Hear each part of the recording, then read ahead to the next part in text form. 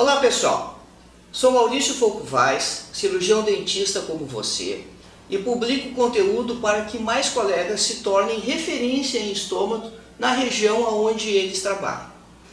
Um tema que vem aparecendo com bastante frequência nas minhas mídias sociais é sobre câncer. As pessoas querem saber mais sobre o câncer, em particular sobre o câncer de boca.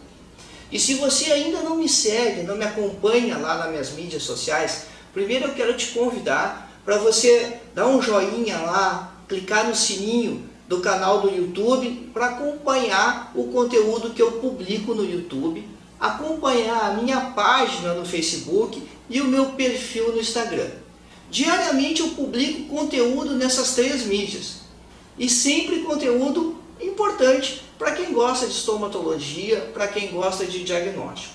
Um conteúdo que é extraído do campo de batalha, de quem está lá atendendo pacientes diariamente. Mas a respeito do câncer, então, o que nós podemos discorrer ou falar a respeito? Muito bem, a primeira questão importante é a gente definir que câncer é um termo genérico que se refere de uma maneira inespecífica a qualquer tumor maligno.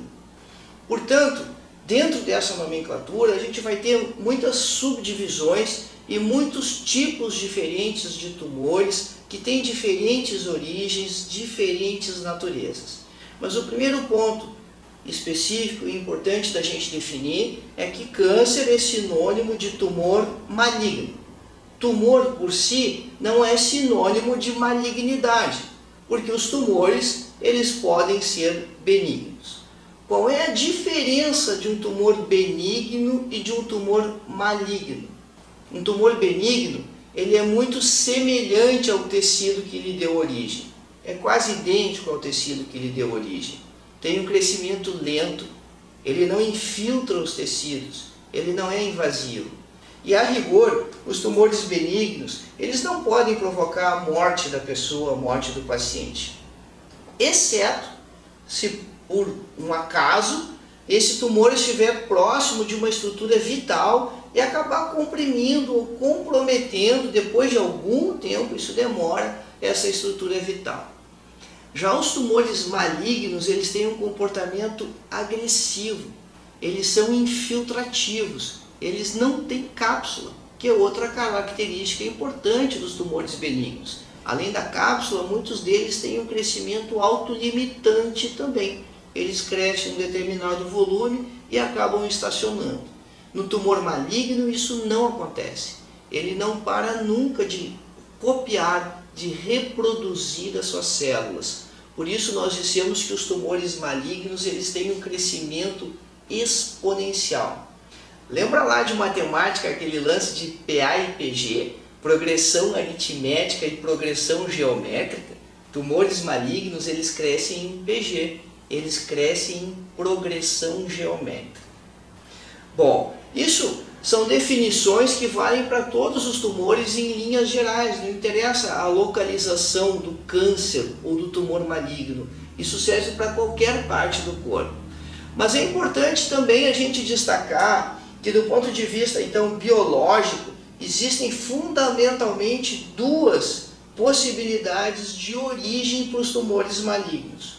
Ou eles têm a sua origem em estruturas epiteliais, em tecidos epiteliais, e aí então eles são chamados de carcinomas, ou eles têm a sua origem naqueles tecidos que são conjuntivos, e nessa hipótese então eles são chamados de sarcomas.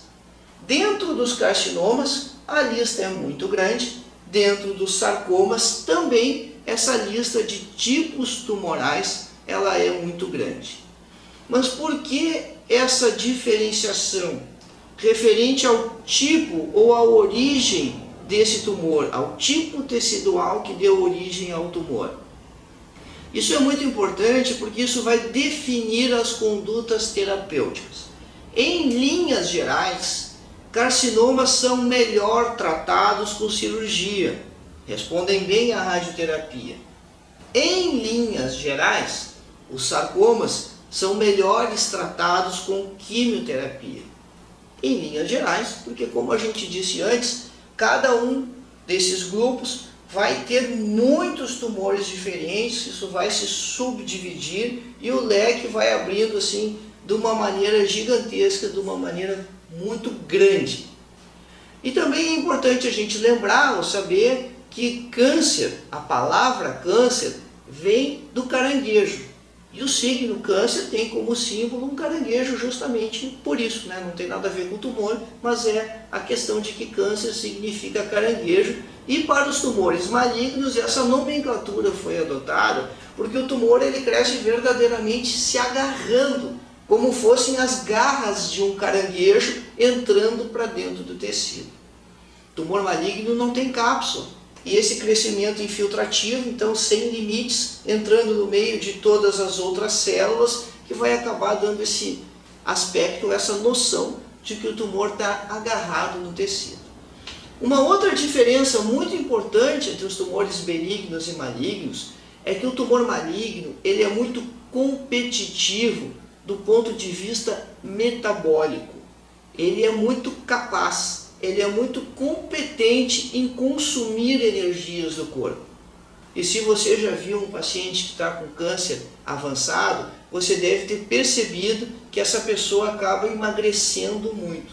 Inclusive isso é chamado de caquexia, esse emagrecimento provocado pelo tumor maligno, justamente por ele ser muito competitivo do ponto de vista metabólico. Ser muito eficiente para consumir as energias do organismo. Bom, mas agora, se nós considerarmos especificamente a questão dos carcinomas, e por que a gente vai então se preocupar mais com os carcinomas? Porque dependendo do estudo que você pegar para estudar, você vai encontrar lá de 90% a 98% dos tumores da boca sendo carcinomas. Carcinomas espinocelulares ainda. Um tipo bem específico. Portanto, já se criou quase que uma situação de sinônimo para quando você falar de câncer de boca, você está falando de carcinoma espinocelular. Mas é importante saber que não é só carcinoma espinocelular que acontece, porque dentro desses de 10 a 5% você vai ter outros tumores malignos acontecendo também. Raramente, e é óbvio, né, porque essa percentagem é baixa, você terá carcinoma basocelular, você terá melanomas na mucosa que são extremamente agressivos e dão uma expectativa de vida muito baixa para o paciente. O índice de cura dos melanomas intrabucais ele é baixíssimo, ele é muito raro, e ainda todo o universo dos sarcomas também acontecendo na boca, que aí vai linfoma de células T, linfoma de Hodgkin, enfim, um novo universo de tumores. Mas se a gente considerar então esse que é o mais prevalente, se a gente considerar o carcinoma espinocelular, ele também é chamado de carcinoma epidermoide, e são sinônimos então, carcinoma espinocelular e carcinoma epidermoide, e eventualmente eles são referidos pela sigla CEC, C-E-C, carcinoma espinocelular. O paciente tem um CEC, né? O paciente tem um carcinoma espinocelular. Da mesma forma que muitas vezes tumores são abreviados somente pela sigla TU. O paciente está com TU, para sinônimo de neoplasia, para sinônimo de tumor maligno. Muito bem, e da onde vem então, de onde se origina o carcinoma espinocelular? Bom, a gente deve lembrar que o epitélio tem um compartimento genitor. O que quer dizer um compartimento genitor? É o compartimento mãe do epitélio, onde nascem as células. O compartimento genitor dos epitélios é a camada basal. É lá na camada basal que acontecem as mitoses e é só lá na camada basal que acontecem as mitoses. No momento que uma célula duplica na camada basal, ela tem duas opções para viver a vidinha dela. Ou ela vai subir descamando, e isso é o que acontece com a maioria das células. Dependendo do epitélio, vai acabar se impregnando de ceratina, vai ficando achatada e acaba indo embora descamando. A segunda alternativa ela permanecer lá no compartimento genitor do epitélio e ela se tornar uma célula mãe, uma célula que vai dar origem a novas células, permitindo então essa renovação permanente e constante de todos os epitélios. Porque isso é muito intenso nos epitélios. É o tecido onde a renovação celular é mais intensa. Bom, essa celulinha passou pelo mecanismo de indução do tumor. Ela, de certa forma, resolveu ou foi convencida de que ela vai ser uma célula maligna. O que isso significa? Isso significa que ela passa a ser uma célula com comportamento biológico diferente das outras células daquele tecido. Quando isso acontece, dentro daquela perspectiva de carreiras que ela tem, né? Ou ela vai descamar ou ela vai ser uma célula-mãe, dentro dessa perspectiva, se ela está no grupo das células que seriam as descamativas, nós teremos então a origem de um carcinoma espinocelular, de um carcinoma epidermoide. Se o futuro ou a natureza dessa célula estivesse alocado na outra carreira, quer dizer, ela ficaria como uma célula-mãe lá no compartimento genitor do epitélio, nós teríamos a origem de um carcinoma basocelular. Os carcinomas basocelulares, eles acontecem mais na pele e por isso eles são chamados ou conhecidos como câncer de pele. É diferente do câncer de lábio. O câncer de lábio está dentro do espectro do câncer de boca e esses pacientes que fazem câncer de lábio fazem carcinoma espinocelular como esse que vai dar lá dentro da boca. Mas aí então, como aconteceu esse convencimento para que a célula passasse a ser diferente das outras células, para que a célula passasse a ter um comportamento inusitado e inesperado, ou seja, para que ela se tornasse uma célula maligna? É importante a gente lembrar que o câncer é uma doença genética. Na verdade, o câncer ele é a doença genética mais comum da humanidade. O que é diferente de nós afirmarmos que o câncer é uma doença hereditária. Ele até pode ser uma doença hereditária, quer dizer, foi herdado, foi recebido na bagagem genética. Mas dizer que o câncer é uma doença genética quer dizer que ele está relacionado, ele está ligado ao DNA, ao material genético. Então, é preciso que você tenha alteração nesse DNA, é preciso que você tenha alteração nesse material genético.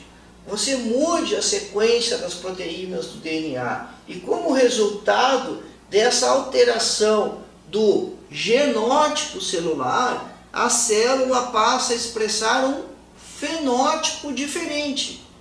E aí, essas alterações vão se acumulando ao longo do tempo.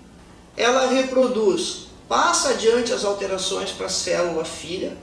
As células filhas sofrem novas alterações e essas alterações vão se somando, até que num determinado momento você vai ter o aparecimento de uma célula maligna. E aí o comportamento dela é absolutamente diferente, ela não segue mais a rotina de vida das outras células daquele tecido, começa então a replicar e originar outras iguais a ela, e aí você começa a ter um volume, um grupo de células alteradas, um grupo de células malignas. Então, vê bem, todo mundo pode ter câncer? É claro que sim, porque todo mundo tem material genético, todos nós temos DNA. Se todos nós temos DNA, esse DNA num determinado momento pode sofrer uma mutação aleatória e aí o tumor vai aparecer. Essas mutações aleatórias, elas acontecem diariamente em todos nós. E por que todo mundo não tem câncer todos os dias? Bom, isso acontece porque algumas dessas alterações, elas são tão aberrantes, elas são tão bizarras, que a célula é inviável do ponto de vista biológico. E essa célula naturalmente necrosa porque ela não consegue cumprir nem as funções vitais mínimas dela. Mas o que realmente regula esse processo é o sistema imunológico. O sistema imunológico faz uma vigilância permanente frente a essas células alteradas que aparecem, e quando ele reconhece essas alterações, ele destrói essas células. Por isso que manter o sistema imunológico em boas condições, em boa atividade, com boa capacidade, é muito importante para que nós não tenhamos tumores.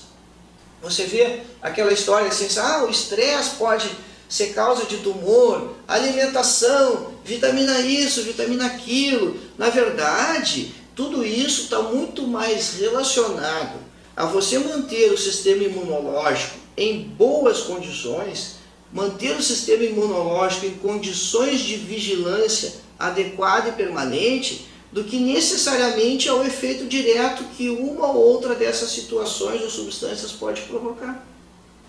Mas é claro, existem substâncias que são muito agressivas e que vão induzir as alterações genéticas. Mas então, o primeiro ponto de destaque importante é que toda a pessoa é passível de ter tumor maligno, porque toda pessoa tem DNA e esse DNA pode sofrer mutações ou alterações aleatórias ocasionais que podem induzir um tumor. Independente da idade, independente da história de vida, independente de qualquer outra coisa. Mas para o câncer de boca, o tabagismo e o alcoolismo têm um efeito importantíssimo nessa alteração do material genético. Se estuda, se acredita que são talvez em torno de 70 substâncias carcinogênicas que existem no cigarro, que existem no tabaco. Essas 70 ou mais substâncias, atuando ao longo do tempo sobre o tecido, sobre a mucosa bucal, acaba induzindo ou provocando essas alterações. Vê bem, não é fumar um cigarro. Você pega a epidemiologia dos pacientes do câncer de boca, a maioria deles são pacientes com mais de 40 anos. E são pacientes que fumam. A maioria, a gente já disse que qualquer um pode ter. A maioria mesmo, a maioria esmagadora. E esses pacientes fumam há 20 anos, há 30 anos. Quer dizer, começou a fumar com 15 anos, com 20 anos de idade, e hoje está com 40, 50, 60 anos de idade. Então está fumando no mínimo há 20, algumas pessoas há 40 anos de idade. Algumas pessoas não fumam tanto assim, fumam 10 cigarros por dia. O paciente vai dizer para você, eu fumo meia carteira são 10 cigarros por dia. Algumas pessoas fumam 20 cigarros por dia. Ele vai dizer para você que ele fuma uma carteira por dia. E há aqueles que fumam muito mesmo. Pessoas são capazes de fumar 60 cigarros por dia. 60 cigarros por dia são 3 carteiras.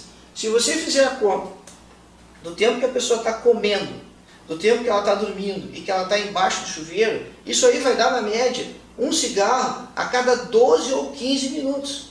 É aquela coisa que popularmente se diz assim, ele acende um cigarro no outro. E ainda existem muitas pessoas que fazem isso.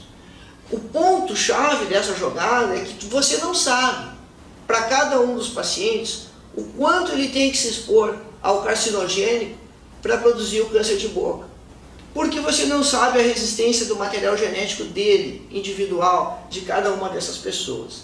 Então você vai ter pacientes que fumaram 15 anos, 5 cigarros por dia e acabaram fazendo câncer de boca. E você vai ter pacientes que fumaram 40 cigarros por dia e morreram de outra coisa e fumaram por também 30, 40 anos. Então, essa métrica ela é importantíssima de ser feita. A gente sabe que quanto mais alto, maior o risco, mas a gente não sabe ainda pontuar para aquele paciente em particular como está o risco dele naquele momento. Portanto, todo paciente tabagista, ele é um paciente que tem que estar num esquema de controle rigoroso. E o que é o esquema de controle rigoroso? Dependendo do tempo de exposição dele ao carcinogênico, dependendo do volume de exposição dele, dependendo da história familiar, ele vai ter que vir no seu consultório para que você revise periodicamente as mucosas dele. Isso sim é fazer prevenção de câncer de boca. É diferente de você fazer campanhas onde você examina um monte de gente procurando lesões. Aí você está fazendo diagnóstico precoce. Não é a mesma coisa. Você fazer prevenção para o câncer de boca é você conversar com o seu paciente, você informar ele dos mecanismos de desenvolvimento da doença, do risco que ele está passando e enfrentando em função dessas exposições, e aí você tem um esquema planejado, um calendário de retorno, onde periodicamente ele vai voltar ao seu consultório para você revisar a condição bucal dele, para você revisar como estão as possíveis alterações que ele pode desenvolver. E aí então, a respeito do câncer de boca, qual é a parte, ou qual é o órgão onde mais ele aparece na boca? É na língua. Então, um recado fundamental é que todo tabagista ele tem que ser minuciosamente e periodicamente examinado, e esse exame deve ter um foco e uma atenção especial para a língua, porque é a região onde o câncer de boca mais aparece, onde o carcinoma espinocelular mais aparece. Você deve estar talvez imaginando assim, mas fazer um esquema de retorno para câncer de boca, não sei o quê. É claro que isso tem que ser feito. Isso é feito para câncer de mama, para colo de útero, para próstata, para intestino, e o câncer de boca tem que entrar nesse esquema de revisões periódicas, principalmente porque nós sabemos quais são os fatores etiológicos principais que atuam. Se esse paciente consome álcool com regularidade e ainda na forma destilada, quer dizer, cachaça, uísque, rum, essas bebidas mais fortes, né, que às vezes os pacientes eles referem e dizem, é um aperitivo, doutor. E o aperitivo é extremamente potente, é muito mais agressivo do que vinho e cerveja. Esses pacientes eles têm o seu risco potencializado em 6 vezes. Dá pra gente brincar e dizer, e apesar da doença ser séria, ser grave, mas é uma analogia fácil para o paciente entender, que todos nós temos um cartão para ser sorteado na loteria, que é o DNA.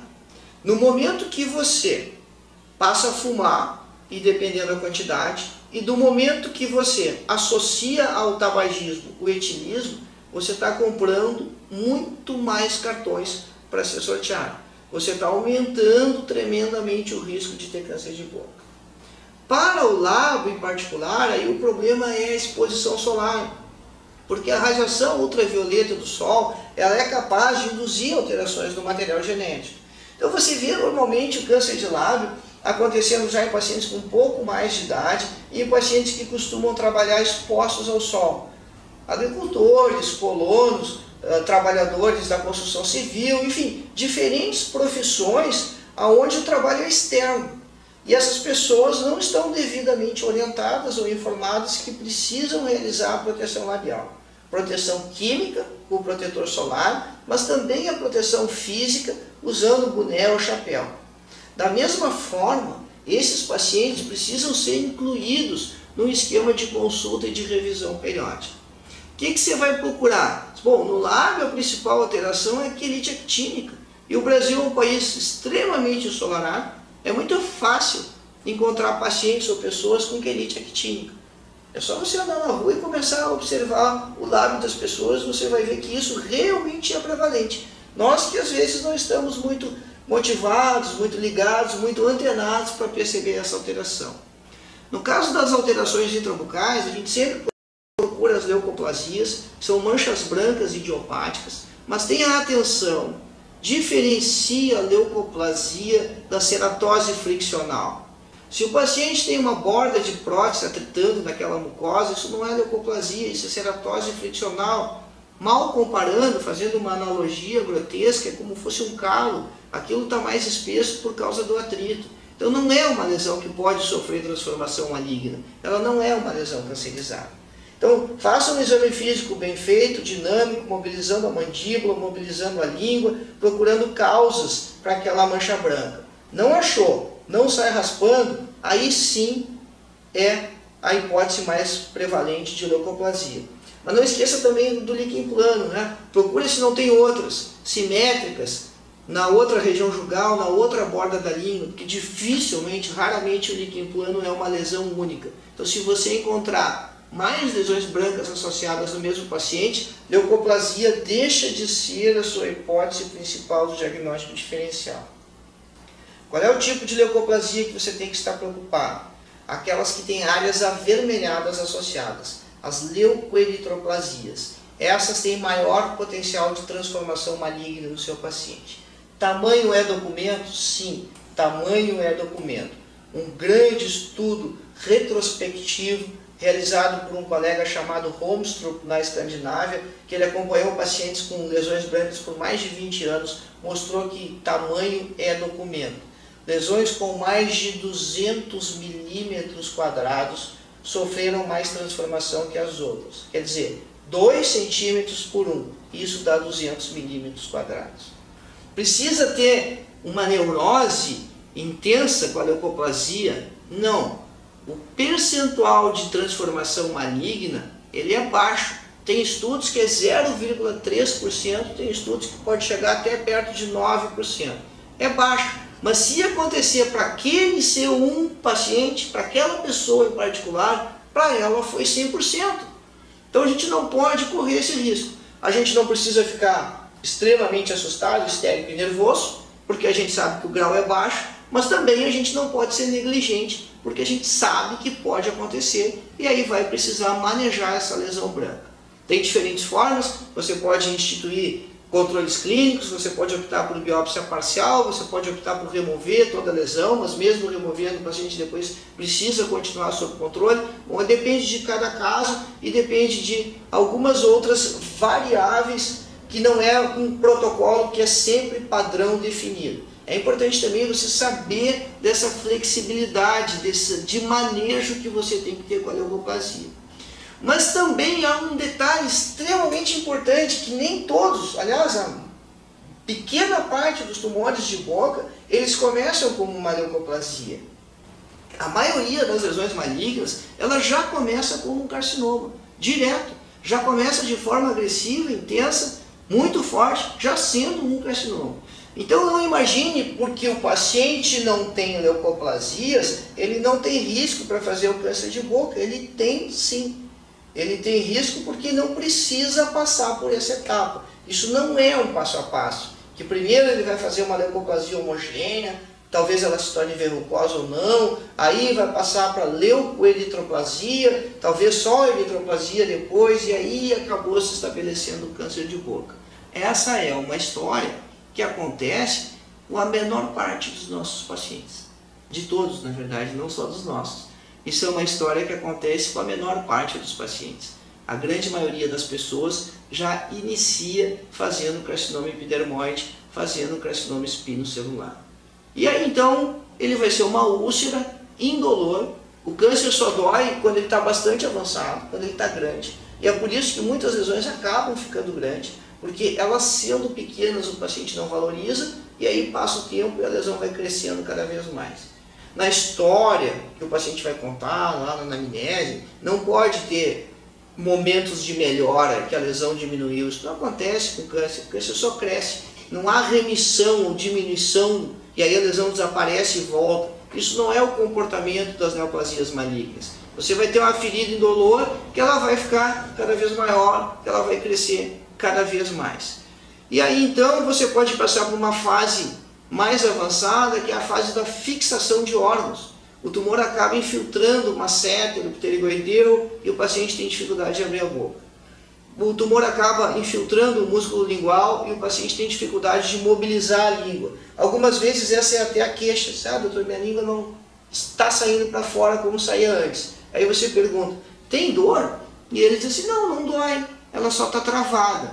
Muito cuidado, muita atenção com uma situação como essa. Isso pode ser infiltração tumoral. O mesmo para a questão da abertura bucal, abertura mandibular. Você, minha boca não está abrindo direito. Está doendo a TM aqui, a articulação? Não, não dói nada. Dói a cabeça? Não, não dói, não tem dor nenhuma. Só sinto que está travado. Usualmente são tumores crescendo no assoalho bucal que acabam infiltrando o pterigoideu medial e uma seta, ele provocando então essa limitação de abertura bucal. Ainda a respeito da etiologia ou dos fatores predisponentes para o câncer de boca, nós não comentamos lá no início a questão do HPV, porque ela é bastante controversa e a gente gostaria de comentar então ela mais na parte final. O HPV é um vírus que existiu sempre, o que está melhorando, mudando agora é a questão do nosso entendimento a respeito do HPV. Quando eu comecei a minha vida acadêmica lá, 25, 26 anos atrás, Se dizia que havia 70 subtipos de HPV. Hoje, literalmente, e não é maneira de dizer, se reconhece mais de 200 subtipos. Então o que está mudando é o nosso entendimento a respeito do HPV e como ele pode interferir em diferentes situações da boca. Mas vê bem, não é tudo que é HPV que acontece na boca e nem o mesmo HPV provoca tudo. Então, muitas vezes se percebe um papiloma, daquele típico, tradicional, e aí o paciente chega absolutamente apavorado, assustado, porque estou com HPV na boca. Sim, mas ele está com o subtipo que faz o papiloma, que é uma lesão inocente, que não é sexualmente transmissível, que não tem relação com câncer de boca. Então, muito cuidado na hora de nós conversarmos com o paciente e informarmos essa situação, porque há muita confusão sendo feita. Os pacientes estão ficando muito assustados porque a informação não está sendo adequada. A respeito do câncer de boca, se tem a identificação de alguns subtipos presentes nos tumores, mas isso não quer dizer que eles interfiram na patogenia do tumor. Uma questão é você ter o vírus presente, a outra questão é o vírus ser capaz de induzir a alteração do material genético.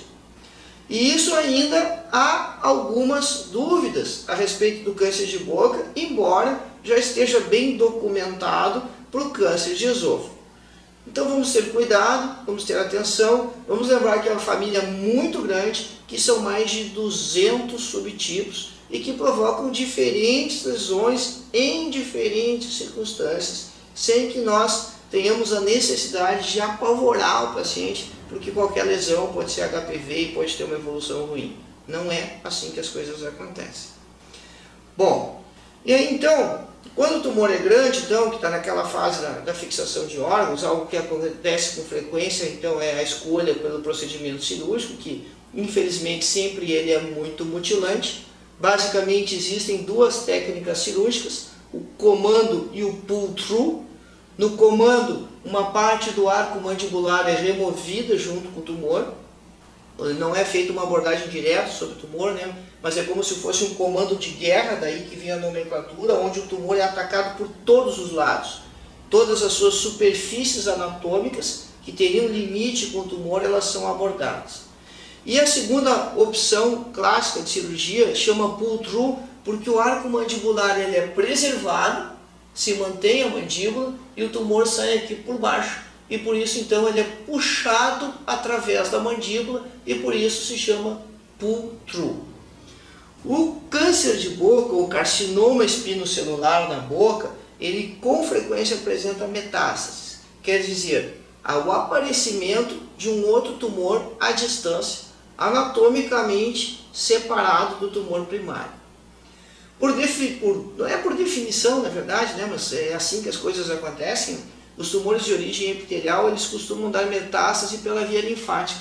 E os tumores de origem conjuntiva, os sarcomas, eles costumam dar metástase pela via sanguínea. Então, a região de cabeça e pescoço, ela tem uma drenagem linfática muito abundante. O pescoço é cheio de linfonodos e usualmente são nesses linfonodos cervicais que as metástases vão acontecer. O linfonodo é como se fosse uma peneira. Vem a linfa por dentro do vaso linfático, passa pelo linfonodo e segue adiante. Quando você tem uma célula tumoral que acaba atingindo um desses vasos linfáticos, ela fica retida lá no linfonodo, fica presa.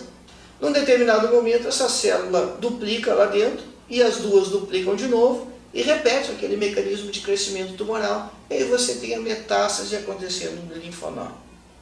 Sempre uma decisão difícil é essa questão de fazer a abordagem dos linfonodos ou não. Correr o risco de deixar uma metástase ou ampliar bastante a mutilação e fazer o que se chama esvaziamento cervical.